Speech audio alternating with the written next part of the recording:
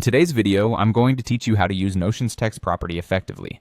Notion is a versatile tool for organizing your information, and understanding how to use its text property can greatly enhance the way you manage and store your data. Let's get started by opening your Notion database. Whether you're managing a large project, tracking personal goals, or simply keeping a list of your favorite books, the Notion database is the central hub for all your information. It's crucial to set it up effectively, and learning how to add text properties is a big part of that process. Once you have your database open, take a look at the top where you'll see your existing column headers. To introduce a new text property, you'll want to navigate to the end of these headers. You'll notice a small plus button or an empty space labeled Add a Property. Go ahead and click on that. It's your entry point into customizing the data fields for your specific needs. Now it's time to give your new property a meaningful name. This could be anything that suits the content you wish to enter, whether it's notes, descriptions, comments, addresses, IDs, or any additional details you might want to keep handy.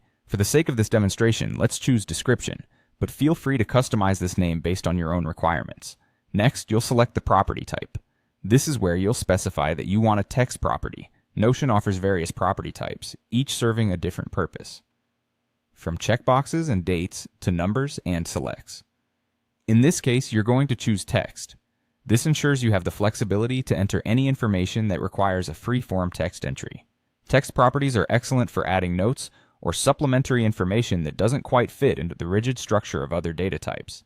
After selecting text, you've successfully added a new column to your database. This column now accepts any text input you decide to type in. It can function as a simple note-taking field, a place to add contextual information, or even to store unique identifiers like IDs or intricate addresses.